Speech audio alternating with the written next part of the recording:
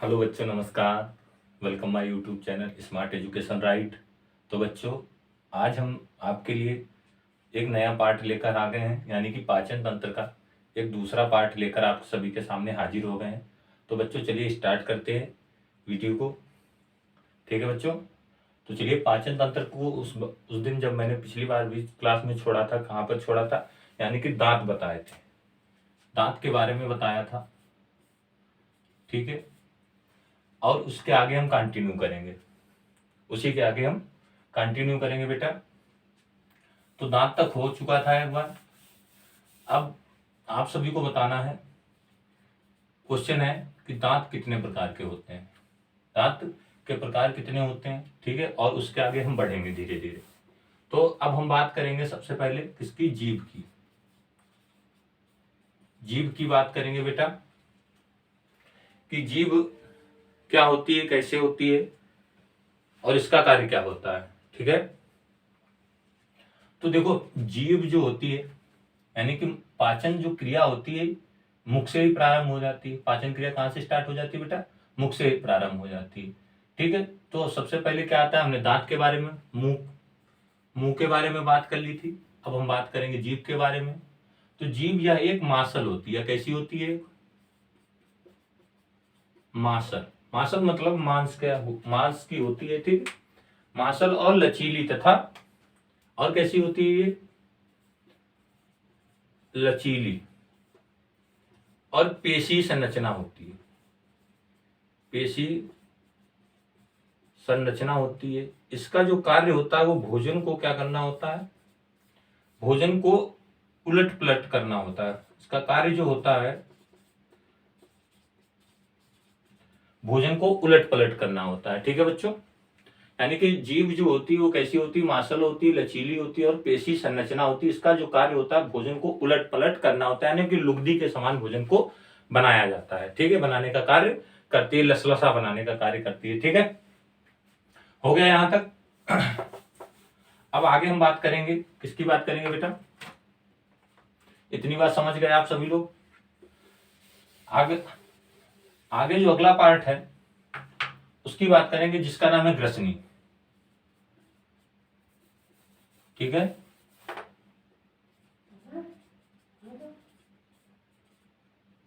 ग्रसनी की बात करेंगे। ठीक है, तो ग्रसनी जो होती है ये कहाँ पाई जाती है, मुख गुहा के पीछे पाई जाती है। कहाँ पाई जाती है, यानी कि जो हमारा माउथ होता है, ठीक है, ये हमारी होती है ग्रसनी।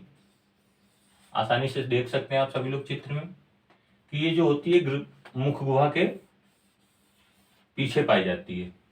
ठीक है बेटा, तो ग्रसनी कहाँ पाई जाती है, ये मुख गुहा के पीछे पाई जाती है।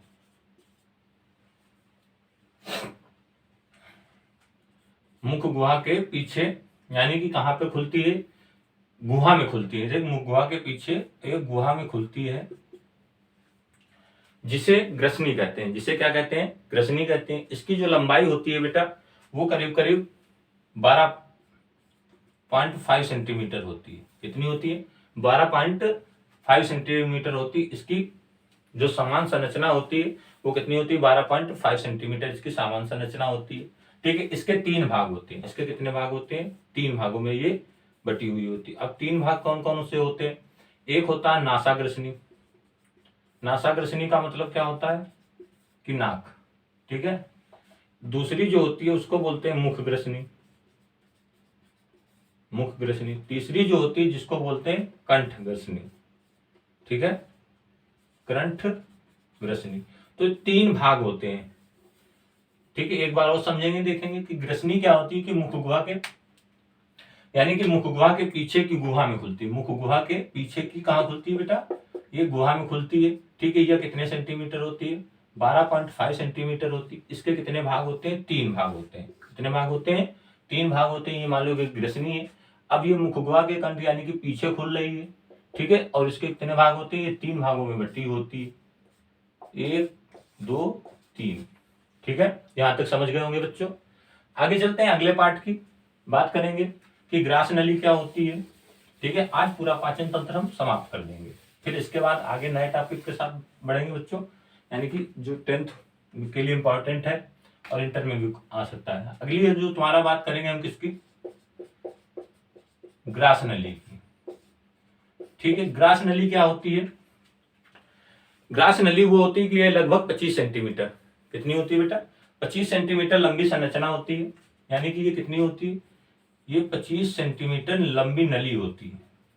ये मान लो ग्रास नली है। ये क्या है, ग्रास नली है जो 25 सेंटीमीटर नली है। या गर्दन, कहां पर, गर्दन तथा वक्ष। अब वक्ष किसको बोलते हैं, यानी जो हमारे फेफड़े होते हैं, जो फेफड़े होते हैं, यानी कि गर्दन हो गया। और वक्ष भाग से होती हुई, वक्ष भाग से होती हुई कहां, उदर गुहा। ठीक है, वक्ष भाग से होती हुई कहां प्रवेश करती है बेटा, उदर गुहा में प्रवेश करती है। मतलब ये वक्ष भाग हो गया, ये ग्रसनी हो गई। अब ये वृक्ष भाग से होते हुए, ये डायाफ्राम होता है, ये क्या होता है, डायाफ्राम होता है। अब इसे होते हुए कहां प्रवेश करती है, उदर गुहा में प्रवेश करती है। ठीक है, यानी कि उदर गुहा क्या होता है हमारा, आमाशय। अब अगली बात करते हैं, एक बार और समझ लो कि ग्रास नली क्या होती है। ये लगभग कितने सेंटीमीटर होती है, 25 सेंटीमीटर होती है। इसे क्या बोलते हैं, ये गर्दन के पीछे, ठीक है, गर्दन तथा वक्ष भाग से होती हुई उदर गुहा में प्रवेश करती है। और ये कहां खुल जाती है जाकर के बेटा, आमाशय में खुल जाती है। कहां खुलती है, आमाशय जो होता है उसमें खुल जाती है। ठीक है, आसानी से याद हो जाएगा आप सभी को कि ग्रास नली क्या होती है, 25 सेंटीमीटर नली होती है। ठीक है, जो गर्दन वक्ष गुहा से होते हुए कहा, उदर गुहा के आमाशय में खुलती है जाकर के। यहां तक समझ गए होंगे। आगे हम बात करते हैं बेटा, आगे जो हमारा है आमाशय। आमाशय को थोड़ा आसानी से पढ़ेंगे और सीखेंगे। आमाशय क्या होता है, अब हम बात करेंगे आमाशय की।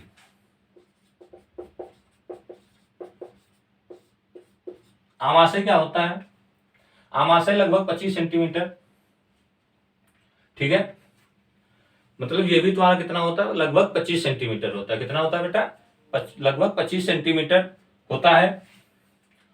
और ये किधर स्थित होता है, यानी कि ये कितना होता है, 25 सेंटीमीटर, जो हमारे कहा बाईं ओर स्थित होता है। कहां स्थित होता है, बाईं ओर स्थित होता है। ठीक है, यहां तक समझ गए होंगे। यह एक थैलीनुमा संरचना होती है। कैसी संरचना होती है, थैलीनुमा संरचना होती है। यह एक थैलीनुमा संरचना होती है। ठीक है, इसमें करीब करीब 3.5 करोड़ 3.5 करोड़ कितनी जठर ग्रंथियां पाई जाती हैं। क्या पाई जाती हैं, जठर ग्रंथियां पाई जाती हैं। ठीक है, अच्छा, आमाशय जो संरचना होती है, जे आकार की लगभग संरचना होती है। ये आमाशय आप लोग देख सकते हैं। ठीक है, इसमें जो भोजन आता है वो करीब करीब 3 से 4 घंटे तक रहता है। यानी कि भोजन जो आता है वो कितने घंटे तक रहता है, 3 से 4 घंटे रहता है। ठीक है, अब इसमें क्या पाया जाता है, हाइड्रोक्लोरिक अम्ल पाया जाता है, HCl पाया जाता है। क्या पाया जाता है, HCl पाया जाता है। ठीक है, यानी कि जो जठर ग्रंथियां पाई जाती है। इतनी बात समझ गए कि आमाशय 25 सेंटीमीटर, लगभग 25 सेंटीमीटर संरचना होती है बेटा, जो कहां पर स्थित होते हैं, यानी कि बाईं ओर स्थित होता है। और ये थैलीनुमा संरचना होती है, जिसमें 3.5 करोड़ क्या पाया जाता है, ग्रंथियां, यानी कि जठर रस स्राव करती है ना, तो इसीलिए इनको जठर ग्रंथियां बोला जाता है। इसमें एक हाइड्रोक्लोरिक अम्ल भी पाया जाता है। अच्छा, इसमें भोजन कितने घंटे रहता है, 3 से 4 घंटे तक इसमें भोजन रहता है। ठीक है, उसके बाद जो हमारा आएगा अगला टॉपिक आएगा जिसकी हम बात करेंगे। ये बात समझ गए होंगे आप सभी लोग। अब अच्छा, यहां से हमारा जो भोजन होता है वो कहां पहुंचता है, यानी कि जो हमारा भोजन यहां से होता हुआ ग्रहणी से होता हुआ भोजन हमारा कहां पहुंचता है, छोटी आंत में पहुंच जाता है। किसमें पहुंच जाता है, छोटी आंत में पहुंच जाता है। ठीक है, यानी कि अब हम बात करने वाले हैं आंत की। किसकी बात करेंगे बेटा, आंत की। तो अब आंत जो होता है ये करीब करीब क्या होता है कि ये आहार नाल, यानी कि आहार नाल आमाशय, ठीक है, आहार नाल और आमाशय, ठीक, आहार नाल आमाशय से गुदा तक फैली संरचना। कैसी, यानी कि गुदा तक एक फैली संरचना होती है। ठीक है, वितरण भाग, यानी कि ये लगभग कितनी होती है, 8 मीटर लंबी होती है। कितनी होती है, 8 मीटर लंबी होती है। ठीक है, आगे हम बात करते हैं। सबसे पहले किसकी बात करेंगे बेटा, देखो ये आपको चित्र में दिखाई दे रहा होगा, ये छोटी आंत है और जो इसके चारों ओर ये कैसी है, ये बड़ी आंत है। ठीक है, यहां तक समझ गए होंगे। अभी हम इसकी बात करेंगे, अग्नाशय क्या होता है, आगे चल करके इसकी भी बात करेंगे। ठीक है, तो सबसे पहले हम बात कर लेते हैं बेटा किसकी, छोटी आंत की, कि छोटी आंत क्या होता है। देखो मेन टॉपिक याद रखो बेटा, क्या करना है कि हमें मेन पॉइंट याद रखना है। जब मेन पॉइंट याद रखेंगे उसी से हम लोग समझ जाएंगे कि आसानी हो जाएगी हम लोगों को। अगर आप रटोगे चीजों को तो रटते ही रह जाओगे। ठीक है, जब चीज समझ जाओगे कि मेन चीजें इसमें होता क्या है, कहां पर क्या पाया जाता है, तो कोई परेशानी नहीं होगी बेटा। ठीक है, तो यहां तक आप सभी को बात क्लियर हो चुकी होगी कि रटना नहीं है। ठीक है, किसी भी तरीके से रटना नहीं है आप सभी को। ठीक है बेटा, तो आगे हम जिसकी बात करेंगे वो क्या है, हमारी छोटी आंत है। कैसी है, छोटी आंत है। ये लगभग कितनी होती है, यह लगभग 6.5 मीटर, 6.5 मीटर और 2.5 से 3.5 सेंटीमीटर। ठीक है, मोटी तथा अत्यधिक कुंडलित है। ये कैसी होती है, मतलब ये आप देख सकते हो ये कैसी संरचना है, यानी कि कुंडलित है, ये घूमी हुई होती है।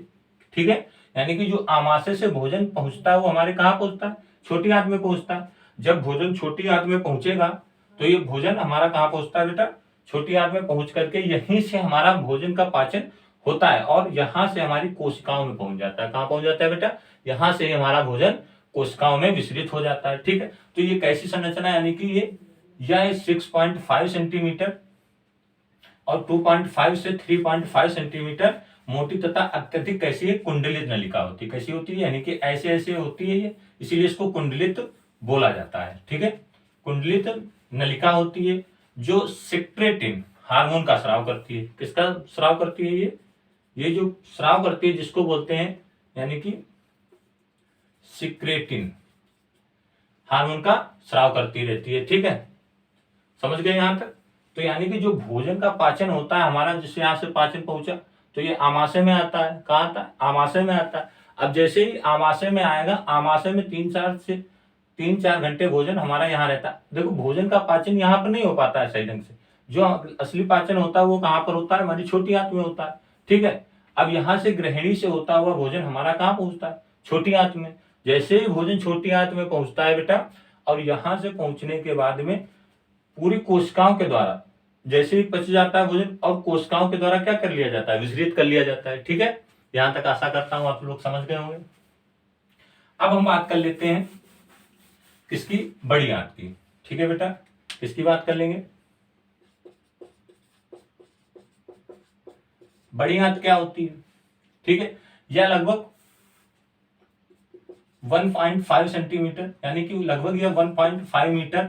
ठीक है, 1.5 मीटर तथा 4 से 7 सेंटीमीटर, तथा 4 से 7 सेंटीमीटर एक कैसी होती है, मोटी संरचना, यानी कि 1.5 मीटर और 4 से 7 सेंटीमीटर कैसी संरचना है, मोटी संरचना है। ठीक है, यहां तक समझ गए होंगे। इसमें केवल यानी कि इसमें किसका पाचन होता है, जो इसमें केवल पचे हुए शेष भोजन का, मतलब जो भोजन पचता नहीं है। ठीक है, जो भोजन पचता नहीं है तथा जल का अवशोषण होता है, यानी कि भोजन का जो शेष भोजन क्या हो जाता है, जो हम लोग भोजन करते हैं, मतलब जो पाचन पचता नहीं, यानी कि भोजन जो पचता नहीं, ये बड़ी आंत है। ठीक है, और किसका अवशोषण कर लिया जाता है, जल का अवशोषण कर लिया जाता है, अवशोषण होता है। तो ये थे जो हमारे यानी कि पाचन तंत्र के बारे में। ठीक है, अब हम बात करेंगे पाचन ग्रंथियों के बारे में। ठीक है, ये लगभग कितनी होती है, 1.5 मीटर से 4.5 सेंटीमीटर एक मोटी पेशी संरचना होती है, जिसमें शेष यानी कि बचे हुए भोजन तथा जल का अवशोषण होता है। यहां तक समझ गए बेटा। आगे चलते हैं हम पाचक ग्रंथियों पर, कि पाचक ग्रंथियां किसे कहते हैं। ठीक है, पाचक ग्रंथियां किसे कहते हैं, तो पाचक ग्रंथियां हमने बता के रखा हुआ था। ठीक है, अब पाचक ग्रंथियों में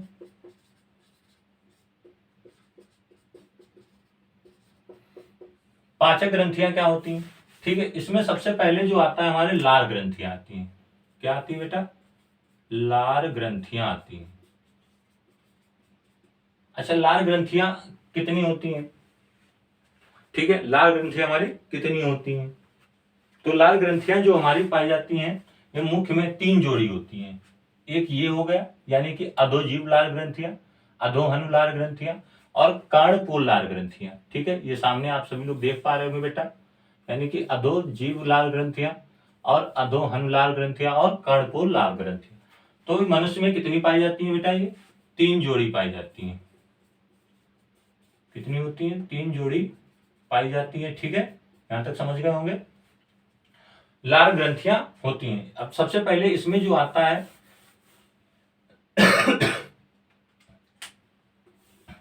सबसे पहले जो आता है जिसकी हम बात करेंगे वो हमारी है कर्णपूर ग्रंथियां, कर्णपूर लाल ग्रंथियां। अच्छा, कर्णपूर लाल ग्रंथियों में क्या होता है? कर्णपूर लाल ग्रंथियां जो होती है बेटा, इनको क्या बोला जाता है? यानी कि ये चेहरे के दोनों पार्श्वों में पाई जाती है। यानी कि जो हमारा चेहरा होता है, फिगर, ठीक है, उसके कहां पर पाई जाती है? दोनों ओर, दोनों ओर, चेहरों के दोनों ओर पार्श्वों पर भागों में कान के कापलों, यानी कि इसीलिए इनको क्या बोला जाता है? कर्ण ग्रंथियां बोला जाते हैं। जो हमारे कान होते हैं इनके, ये कान यानी कि पीछे का हिस्सा, आप सभी लोग देख पा रहे होंगे, यानी कि ये कान हो गए और इनके पीछे का हिस्सा, यहां पर ये 2 जोड़ी पाई जाती है। ठीक है, इतनी बात समझ गए होंगे। और ये क्या रहती है हमारी? यानी कि कान व कपलों के पीछे स्थित होती है। ठीक है, यानी कि कर्णपूर लाल ग्रंथियां क्या होती है? हमारे कान दोनों पार्श्व के पीछे और कानों के पीछे, यानी कि ये हमारे कान है, इनके पीछे ये पाई जाती हैं। ठीक है, आगे हम बात करते हैं। अच्छा, लार में कौन सा एंजाइम पाया जाता है बेटा? लार में कौन सा एंजाइम पाया जाता है? ठीक है, आप सभी को इसका कमेंट करके आंसर बताना है कि कौन सा एंजाइम पाया जाता है। ठीक है, लार में कौन सा एंजाइम पाया जाता है। और आप सभी को वीडियो को क्या करते रहना है बेटा? आगे शेयर करते रहना है। ठीक है, आगे वीडियो को क्या करते रहना है? शेयर करते रहना है। कैसा लग रहा है कमेंट करके बताते रहना है। ठीक है, जिससे और कुछ सुधारा जा सकता है भी। तो बेटा हम इसकी बात कर रहे थे कर्णपूर लाल ग्रंथियों की, यानी कि पाचन ग्रंथियां। हमने पहले आहार नाल पहले मैंने पाचन तंत्र बता दिया आप सभी को। अब उसके बाद हम बात करें ग्रंथियों की, यानी कि कर्णपूर लाल ग्रंथियां क्या होती हैं। ठीक है, ये कहाँ पाई जाती है? कान के पीछे पाई जाती है। ठीक है, कहाँ पाई जाती है? कान के पीछे स्थित होती है। यानी कि बहुत कुछ पढ़ना पड़ता है हम लोगों को कि हमारे शरीर में क्या क्या होता है, एक एक चीज के बारे में जानना पड़ता है, एक एक चीज के बारे में जानना पड़ता है। ठीक है, तो आगे बढ़ते हैं। कर्णपूर लाल ग्रंथियां हो गई, तो इसका कमेंट करके आप सभी को आंसर बताना है कि लार में कौन सा एंजाइम पाया जाता है। ठीक है, अब आते हैं अधोहन ग्रंथियां। ये हमारी अधोहन ग्रंथियां। ठीक है, ये अधोहन ग्रंथियां होती है। तो अधोहन ग्रंथियों में ये निचले, यानी कि जो अधोहन ग्रंथियां होती है निचले जबड़े में पाई जाती है। कहां पाई जाती है?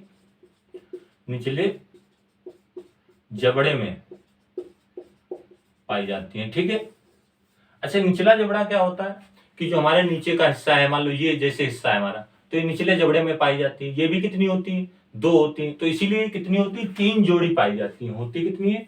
होती तो 6 है, लेकिन पाई कितनी जाती है? 3 जोड़ी। हर जगह पर कितनी कितनी स्थित होती है? यानी कि 2 मिलकर के 1 जोड़ी बनता है। 2 मिलकर के कितनी जोड़ी मिलता है बेटा? बनता है 1 जोड़ी बनता है। तो इसीलिए इनको अधोहन लाल ग्रंथियां कहा जाता है। ठीक है, तीसरा जो हमारा तो अधोजीव ग्रंथियां। तीसरी ये जो हमारी अधोजीव लाल ग्रंथियां होती हैं। अब अच्छा, ये क्या होती हैं? अधोजीव लाल ग्रंथियां ये जीभ के ठीक नीचे स्थित होती है। मतलब जो हमारी जीभ होती है वो कहां पर, यानी कि जीभ जैसे है, मुख है ये हमारा, तो इसके जीभ के नीचे ठीक स्थित होती है। ठीक है, जिसको हम अधोजीव लाल ग्रंथियां कहते हैं। इतनी बात क्लियर हो गई होगी बेटा? ठीक है, अच्छा, लाल में क्या होता है कि मानव जो होता है, यानी कि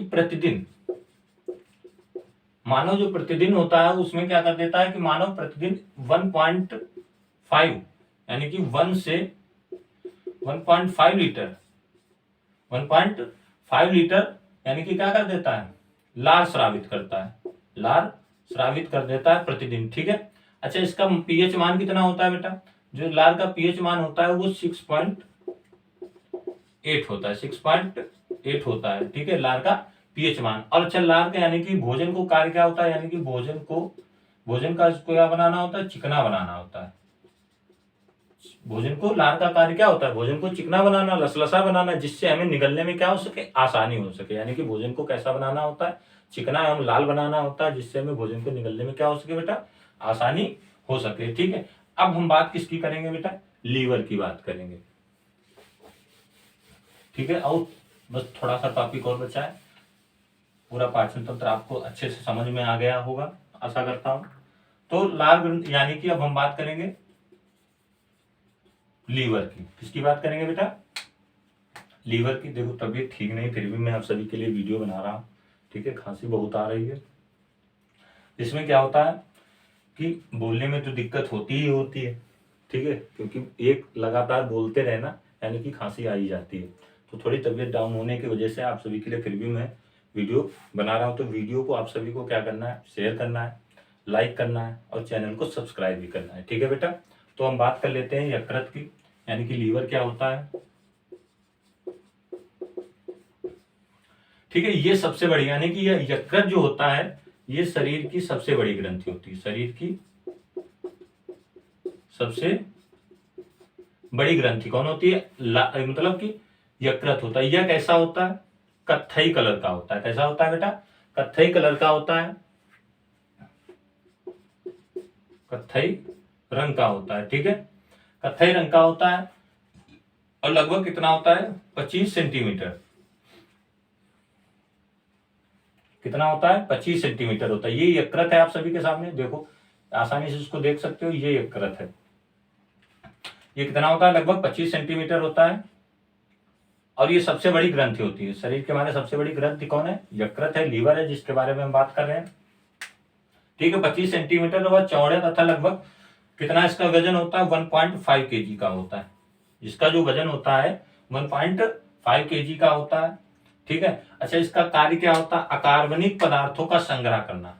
इसका अकार्बनिक पदार्थों का संग्रह करना होता है। और इसमें क्या पाया जाता है, पित्ताशय पाया जाता है, ठीक है बेटा। ये क्या पाया जाता है, ये देखो पित्ताशय हुआ है, ठीक, जुड़ा हुआ। इसमें क्या पाया जाता है, पित्ताशय पाया जाता है। जो पित्ताशय ये है, अब ये किसका स्राव करता है, पित्त रस का स्राव करता है। किसका स्राव करता है, पित्त रस का स्राव करता है। ये यकृत की, यानी कि ये कैसा होता है, हरे और पीले रंग का, हरे और पीले रंग का क्षारी, यानी कि हरे और पीले रंग का क्षारी 7.6। इसका जो पीएच मान होता है 7.6 से 7.7 होता है, ठीक है। जो यानी कि यकृत क्या होता है, यकृत हमारा शरीर का सबसे बड़ी ग्रंथि है, ठीक है। ये हल्का कत्थई या भूरे रंग का होता, कत्थई रंग का होता है, जिसकी संरचना कितनी होती है, 25 सेंटीमीटर होती है बेटा। जिसकी संरचना कितनी होती है, 25 सेंटीमीटर होती है, ठीक है। और ये अकार्बनिक पदार्थों का संग्रह करता है। अकार्बनिक पदार्थों को क्या करता है, संग्रह करता है। और इसका जो भार होता है 1.5 kg का होता है। कितना होता है, और इसमें और क्या कार्य करता है, ये हमारे विषैले पदार्थों का, यानी जो हमारे विषैले पदार्थों का निवारण करता है। जो हमारे शरीर में विषैले पदार्थ होता है उनसे लड़ता है, ठीक है। ये कौन कार्य करता है, हमारा यकृत करता है, ठीक है। तो यहां तक आप लोग समझ गए होंगे। अब एक और बचा है हमारा अग्नाशय। क्या बचा है, अग्नाशय बचा है, और हमारा पूरा पाचन तंत्र समाप्त हो जाएगा। मतलब ये जो इसकी जो संरचना होती है वो कैसी होती है बेटा, पीले मतलब कि पत्ती के समान इसकी संरचना पाई जाती है। जो आप देख रहे हैं अग्नाशय, ये कैसे होती है, पत्ती के समान होती है। और ये किससे जुड़ा हुआ होता है, ग्रहणी से जुड़ा होता है। किससे जुड़ा होता है, ग्रहणी से जुड़ा हुआ होता है, ठीक है। ये 12 से 15 सेंटीमीटर लंबा होता है। कौन, यानी कि अब हम बात किसकी करेंगे बेटा, अग्नाशय की बात करेंगे, ठीक है। किसकी बात करेंगे, अग्नाशय की बात करेंगे। तो ये अग्नाशय यानी कि 12 से 15 सेंटीमीटर क्या होता है, लंबी संरचना होती है, ठीक है। और ये की कैसी ग्रंथि, चपटी ग्रंथि, चपटी ग्रंथि, यानी कि मैंने बताया ना कि पत्ती के समान संरचना होती है, ठीक है, चपटी ग्रंथि होती है। और इसीलिए इसको क्या बोला जाता है, मिश्रित ग्रंथि भी बोला जाता है, ठीक है। तो यहाँ तक बेटा समझ गए होंगे। ये था आज पाचन तंत्र के बारे में पूरा टॉपिक, जो आज हमने क्लियर कर दिया है, ठीक है बच्चों। तो बस आज ये आपका पाचन तंत्र पूरा समाप्त होता है। इसी तरीके से आप एक बार और देख सकते हैं, ये पूरा पाचन तंत्र आपके सामने बना हुआ है, यानी कि आहार नाल से पूरा मलाशय तक, पूरा गुदा द्वार तक ये पूरा पाचन तंत्र बना हुआ है, यानी कि हर एक चीज मैंने आपको सही से बता दी है। ठीक है बेटा, तो कल मिलते हैं एक नए टॉपिक के साथ में। तब तक के लिए जय हिंद, जय भारत। पढ़ते रहिए और मुस्कुराते रहिए।